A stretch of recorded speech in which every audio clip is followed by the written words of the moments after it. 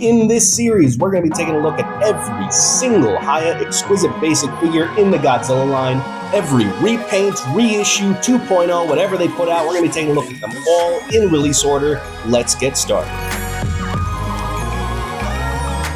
What's going on, guys? Sorry for the lengthy delay in reviews, but today we are finally back to take a look at the Hiya Toys Exquisite Basic Heat Ray Godzilla 1991 Hokkaido version. This is the first Heat Ray variant for a toho figure from Hiya Toys. And for the most part, it's a pretty standard affair from what we've expected from Hiya Toys at this point. Now, their base Godzilla 1991 figure was one of their best, so is this just even better? Let's get right into it. So straight away, talking about the detail on this figure, this is going to be the exact same mold, the exact same sculpt. You're going to have all of the exact same beautiful detailing present on that base figure. All the beautifully sculpted scales, ripples in the skin. It still very much looks like a suit that just walked off the screen. Everything I had to say about the sculpt on the last figure is definitely going to be present here on this one. The main difference between this figure and the original figure is going to be in the paint applications. Now, let's not beat around the bush and just talk about the main appeal of this figure, which is going to be these spines. For yes, as this is pretty typical now for Hiya Heat Ray figures, these spines are, of course, transparent. Look at that. Highlights excellently in this nice, bright white.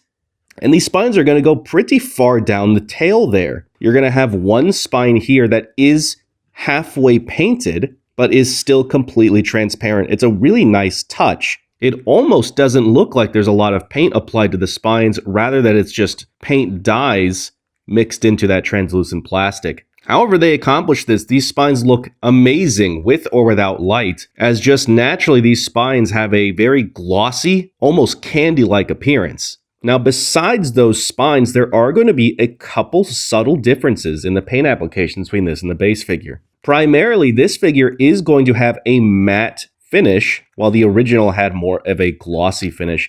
The base color of this figure is going to be a little brighter than the original. It is still a charcoal gray, just not quite as deep and dark. In addition to that, this figure is going to have some very subtle brown dry brushes applied all over the figure. That's going to give the body a bit more of a dirty look. You can see what I'm talking about most noticeably here on the chest crest. Some of these scales just have a little dirt and grime to them. Now, the claws and the toes have a slightly different paint application to these than on the original figure. On the original figure, you had this light brown and it transitioned into something of a green. It was a little odd. Well, that's completely gone on this figure. It is just a flat application of this light brown on both the claws and the toes. The toes, especially on the original, I felt had a little more depth to them, as it was a little dirtier than it is here. Here on this figure, all the spines have this bone gray applied to them on everything that isn't translucent. It is going to be consistent, and it is also going to be that same color on this halfway painted spine segment. Now, while we're still talking about the paint, let's talk about these spines just a little bit longer, as there is also a very, very subtle overspray. It's a very dark blue. It blends in with the color of the base body a lot, but you can see it the most here on these lower tail segments, especially the ones where the spine transitions from the translucent pieces to the painted pieces. You can see a little bit of this dark, deep ocean blue overspray here. If I had any nitpick on the paint scheme on this figure, it's that I wish the overspray was actually a lot more noticeable. The heat ray aspect of this figure doesn't really have much of a glow effect, something that we've seen on previous heat ray figures and something that, spoiler alert, we're going to be seeing a lot more of on future heat ray figures. And I think it was a bit of a missed opportunity not to give that impression here on this figure. I think if the base of the back in between all these spines had a bit of a white overspray and it had a bit of a brighter, more obvious blue overspray on the sides here, that you would have a much better glowing effect. But as it is, you don't really see anything like that. It's just the blue spines. Again, it's a small nitpick, but that's the only criticism I would have of this version of the figure. The eyes have a brand new paint application compared to the version 1 or even the version 2 figure of the base release. Now, thankfully, there's really only one difference, and that's that they took the version 2 head with the better iris and painted the sclera a little different. On the version 2 head, you had the black sclera, where on this one, they made it a little more screen accurate. There's a black outline around the entire eye, and the sclera itself is almost skin tone. It's a very light orange, but the pupil and the iris is identical. I'd like to take a moment now to demonstrate how the Heat Ray version head looks on the base figure, as I have seen some people ask about how this head would look on a base figure, and that is a valid question, as again, the base coloration of the Heat Ray figure is a little brighter, and the spines are a different color. Honestly, if you're looking at it from far enough away, you can't really tell. There is a paint difference, but it's very, very subtle. I don't think you'll have any issues if you just want the film accurate eyes on the base figure body. Now, on top of all that, this actually does have one extra feature that the original figure does not.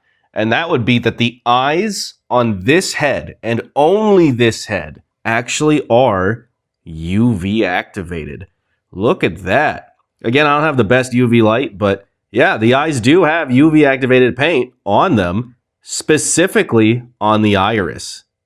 It's a very cool, subtle thing to have if you have a UV light setup, but it doesn't make or break the figure, like we talked about with the Flameborn Rodent figure. The spines also react to UV light, although I'm not sure if that's just because they're translucent or if they actually did put some kind of UV reactant in them. But here's how the spines do look under UV light. They kind of shine a bright blue, actually. Again, I don't know if that's intentional or if that's just a result of them being translucent or not. All right, now this is normally when I would talk about articulation, but I'm actually going to try something a little different in this video, and I would very much appreciate some feedback if you're watching at this point in the video. I'm going to experiment with skipping articulation segments in variants of figures. It'll save a lot on time, and it'll save a lot on redundancy, as this figure has the exact same articulation as the base figure.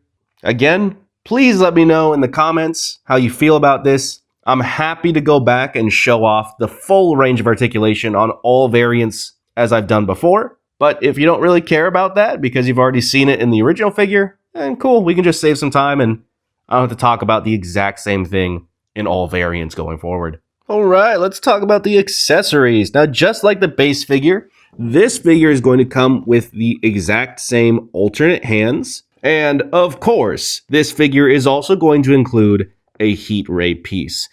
And wow, let's take a moment to really appreciate how cool this Heat Ray piece looks. At the end where the mouth is going to attach to, you're going to have this little explosion leading into the beam as it starts thin and then gets real thick, and then you're going to have this almost NECA-like explosion bit at the end. And as we talked about on the base figure, on the inside of the mouth, you're going to have a socket that accepts that key right up there.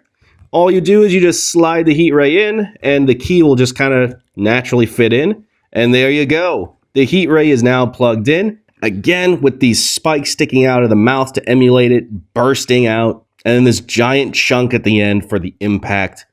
This is a really, really cool effect part to include. Also, worth mentioning, this might be the first beam effect included in a Godzilla figure that sticks straight out the mouth. They finally figured it out. No more flipping this fucking thing upside down just to get it sticking straight out. You can now just position this however you want with the head. And speaking of which, yes, the tolerance of the head can hold it up. My Heat Ray head is a little loose in general, but you can actually get it sticking straight up, at least as far as the head will go, on any other Heat Ray figure at least. And I can prove this because let's just go ahead and talk about how this looks in the original figure. As yes, the original figure, both versions of the head, have this exact same socket, so you can just take the beam and stick it straight in the mouth of your base 91 figure, no problem. As I was saying, the tolerance normally on the head is stiff enough to hold the position of the beam looking straight up, just like that. And if you were wondering again, yes, this is how your base 91 would look with the Heat Ray beam. Alright, let's go ahead and talk about size now. This figure is going to be 7 inches tall, And with the tail completely straightened out, it's going to be about 13-ish inches long. Moving on to some figure comparisons now. Here is, once again, both of the Hiya Toys 1991 Hokkaido Godzilla figures. A standard Hiya Toys Monsterverse Godzilla Heat Ray Edition. An SH Monster Arts, kind of sort of Heat Ray version. Bandai Action Figure Series, I think. Slight side note, I think this figure line actually has now been rebranded as Godzilla Rampage as of the Godzilla 2002 figure. I might be mistaken, I have yet to see one out in the wild myself, but hey, maybe I don't have to say Bandai Action Figure Series anymore, as that has become quite redundant. Super 7 Super Kaiju. Super 7 Ultimates Destroyer. Man, every time I bring this thing out, I forget how fucking massive it is. Titanic Creations Young Gary. And, of course, we cannot talk about this figure without showing it alongside Hiya's 1991 King Ghidorah. Wrapping these up now, guys. I mean, what can I really say here? The base 1991 Hokkaido figure was, when I reviewed it, one of their best figures ever made, was one of my favorite figures in their entire lineup. And this is just that figure again, with an added effect piece, some better looking spines, better paint apps. This is still one of their best to date, at least at the time of this video recording. Now the question is, which should you buy? The base figure or this Heat Ray version? And really, that's gonna just come down to personal preference at this point. The base figure itself is supremely good. So it really just comes down to which look, which style do you prefer? Now personally, I prefer the matte look of this figure, but I actually like the base figure more overall. You know, Heat Ray versions aren't typically my jam. On my shelf, I just don't really have the space to display Godzilla figures with beams or any characters with beams, unless I get really creative with it. So for as long as I've had both of these figures, the base figure has been the one that I keep on my display. I prefer the base figure. Even though, yeah, it's a little glossy, I tend to gravitate more towards the base default spines for my display. If you feel the same way, you know, I would probably recommend that base figure. But if you prefer having a Heat Ray piece, if you prefer having the glowing spines, yeah, this is a no-brainer. Get the Heat Ray version. It comes with more. It's the same price. I'm pretty sure both are still available as of this recording. You can't go wrong with either, really. And if you own one and you're thinking about owning the other, you know, just know that you can technically swap the heads. It's not a true one-to-one color match, but it'll look good enough. And you can use this Heat Ray piece on any head, regardless of which version you own. So that's not an issue there. I'm going to get a little ahead of myself, though, and let's just make a big disclaimer about these beams overall. I want to make this crystal clear, and I'll talk about this again when we get to these figures. But this beam, the 1991 Hokkaido version beam, will only work with this figure, the 1991 Hokkaido Godzilla figure. It will not work on the GMK figure. It will not work on the Godzilla 2000. It will not work on any other Godzilla Toho figure that we know of, at least. We'll talk about that more when it's relevant, but I just want to get that out there right now in case you were wondering. No, this beam will not work with any other Godzilla. The key at the end is unique. So also keep that in mind. You cannot buy a future Heat Ray figure and use it on the base 1991 figure. If you want a beam for your 1991, you have to get this one. As of right now, that doesn't bother me, but that will be something we talk about with later figures. Besides that, I have nothing else to say about this. This is still one of my favorites. Thank you all for joining me. Thank you all for being patient. My video schedule has been very inconsistent the last, month or so. Just various issues, various things going on in my life. I just have not had a lot of time to sit down and do these reviews. I will finally be getting back to a normal release schedule.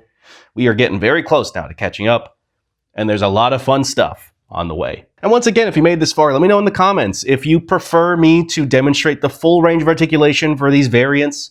I don't mind doing it, but if you guys don't care about seeing the articulation a second, third, fourth time around, then I can just skip it and just point you to the original video. So let me know. Looking forward to it. Till next time, guys. See you.